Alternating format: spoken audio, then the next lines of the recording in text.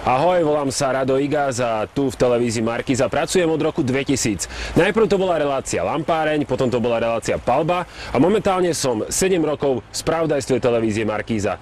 Na Bánovskom gymnáziu som študoval v rokoch 89 až 93, teda zažil som tam nežnú revolúciu, zažil som obdobie, kedy sme začali oslovovať profesorov, nie súdruh profesor, ale pán profesor. Práve pre mňa je naše gymnázium spojené aj s touto významnou udalosťou, s nežnou revolúciou. Pamätám si, ako prišiel na debatu vtedy mimoriadne populárny spevák Palo Drapák, spevák skupiny Metalinda, ktorý práve študoval na našom Bánovskom gymnáziu a hovoril o tom, že vtedajší hit Ján Amos Džínovi zložil práve podľa profesora na našom gymnáziu Pala Čuvalu, dnes už nebojeho, na ktorého aj ja s veľkou úctou spomínam. Bol to skutočne skvelý človek.